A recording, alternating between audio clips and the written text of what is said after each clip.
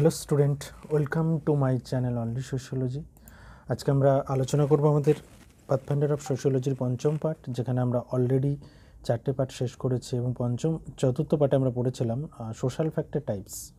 তো তোমরা যারা চতুর্থ পার্ট দেখোনি তারা ডিসক্রিপশন বক্স থেকে লিঙ্ক নিয়ে অবশ্যই দেখে নাও, তাহলে পঞ্চম পার্টটা বুঝতে সুবিধা হবে।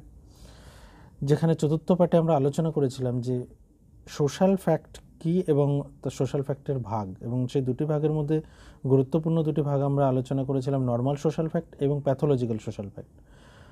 নর্মাল এবং প্যাথোলজিক্যাল সোশ্যাল ফ্যাক্ট এই যে ভাগটা, এটা আমরা দেখিয়েছিলাম on the basis of outcome. আমাদের সোসাইটিতে আউটকাম কেমন আসছে সোশ্যাল ফ্যাক্টের, তার বেসিসে আমরা দুটো ভাগ দেখিয়েছিলাম। একটা নর্মাল, যেটা আমাদের সোসাইটির জন্য অবশ্যই ভালো জিনিস বা গুড ফর আওয়ার সোসাইটি, এবং নাম্বার 2 যেটা ছিল প্যাথোলজিক্যাল, যেটা আমরা বলেছিলাম যে সোসাইটির জন্য যে বিষয়গুলো আমাদের আউটকামগুলো আমাদের সোসাইটির ওপর বাজে ইম্প্যাক্ট ফেলছে সেগুলোকে, যেমন আমরা সুইসাইড হিসেবে প্যাথোলজিক্যাল সোশ্যাল ফ্যাক্টকে আলোচনা করেছিলাম।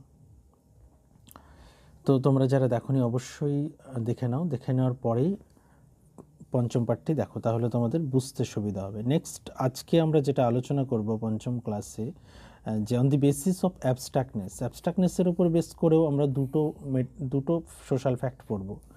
Number 1 material social fact and number 2 non material social fact.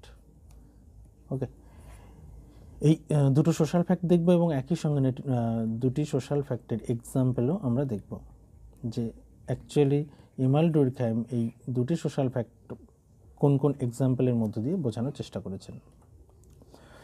তো নাম্বার 1 আছে যেটা material social fact. Material social ফ্যাক্টে কী দেখাচ্ছেন, Durkheim differentiated between two broad types of social fact, material and non-material. Material social fact কি?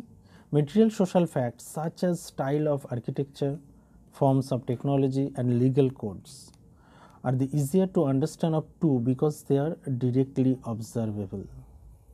অর্থাৎ এগুলোকে আমরা খুব ডিরেক্টলি অবজার্ভ করতে পারি, অর্থাৎ স্টাইল অফ আর্কিটেকচারের কথা যদি বলি, টেকনোলজির কথা বলি, লিগ্যাল কোড, যেগুলো খুব সহজেই আমরা বুঝতে পারি বা যেগুলো সহজেই আমরা অবজার্ভ করতে পারি। Clearly such things as a laws are external to individual and coercive, যেটা সোশ্যাল ফ্যাক্টের খুব বেসিক যে ক্যারেক্টারিস্টিক্স, তার মধ্যে আমরা দেখেছিলাম যে সোশ্যাল ফ্যাক্ট এক্সটার্নাল হবে।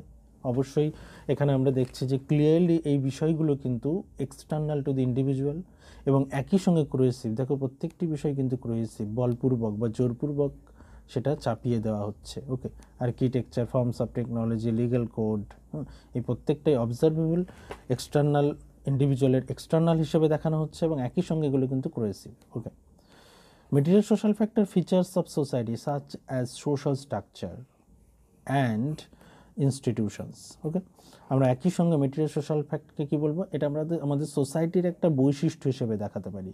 যে আমরা সোশ্যাল স্ট্রাকচারের কথা যদি বলি, যে সমাজ কাঠামো বা সমাজের বিভিন্ন ইনস্টিটিউশনগুলো প্রত্যেকটাই কিন্তু আমরা মেটেরিয়াল সোশ্যাল ফ্যাক্টের মধ্যে রাখবো।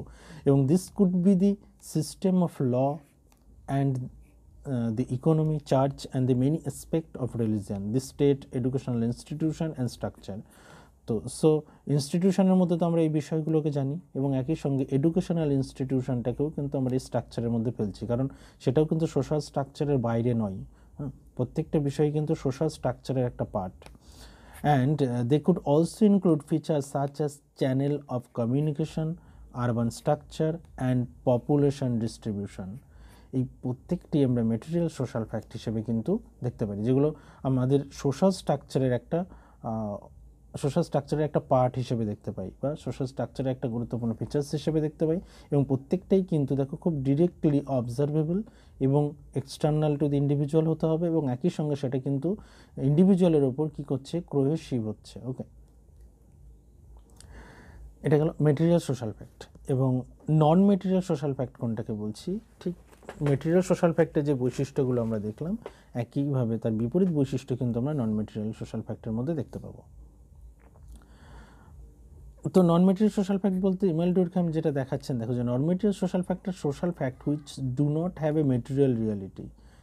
ওকে, সো যাদের মেটেরিয়াল রিয়ালিটি নেই, তাদেরকে আমরা বলছি নন মেটেরিয়াল। যেমন they consist feature such as norms, values, norms নীতি বা ভ্যালুজ মূল্যবোধ, and and system of morality, এবং যে নৈতিক যে ব্যবস্থা বা নৈতিকতা, মরালিটি মিন্স নৈতিকতা, এই প্রত্যেকটা বিষয়কেই আমরা কিন্তু সোসাইটির নর্মস, ভ্যালুস বা মরালিটির কথাই যদি বলি, এগুলো কিন্তু একটারও মেটেরিয়াল রিয়ালিটি নেই। সো এগুলোকে আমরা নন মেটেরিয়াল সোশ্যাল ফ্যাক্ট হিসেবে আমরা দেখতে পাই।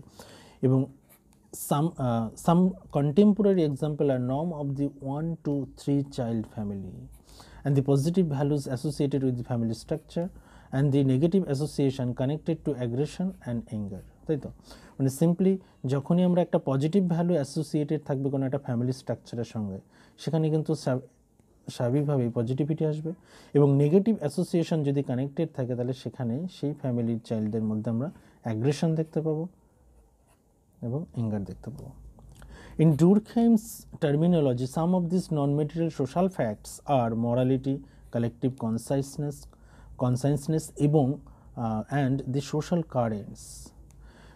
সো আমরা মরালিটি, যেখানে ইমেল ডুরখাইম এই নন মেটেরিয়াল সোশ্যাল ফ্যাক্ট যে টার্মিনোলজি, নন মেটেরিয়াল সোশ্যাল ফ্যাক্ট বোঝাতে গিয়ে যে টার্মিনোলজিগুলো ইউজ করেছেন, সেগুলো হচ্ছে মরালিটি, কালেকটিভ কনসাসনেস এবং সোশ্যাল কারেন্টস। এই প্রত্যেকটি বিষয়ের কনসেপ্ট কিন্তু আমরা আলাদা আলাদাভাবে একটা আলোচনা করে নেব। যে সোশ্যাল ফ্যাক্টের যে ধরনগুলো তিনি দেখালেন, morality, collective consciousness, social currents, এগুলো বলতে অ্যাকচুয়ালি তিনি কি বুঝিয়েছেন, এগুলো কেন নন material social fact.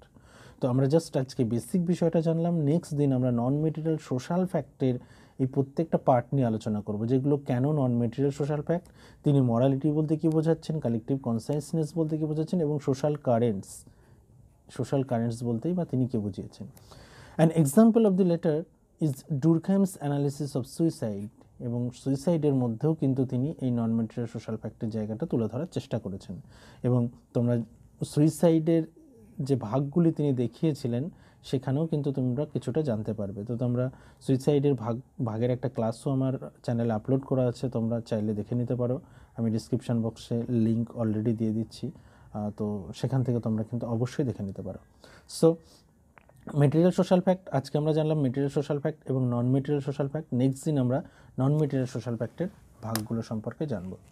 So thank you. অবশ্যই যদি ভিডিওটা ভালো লাগে চ্যানেলটিকে সাবস্ক্রাইব করে যাও পরবর্তী ভিডিওর জন্য, এবং লাইক আর শেয়ারটাও করে যাও।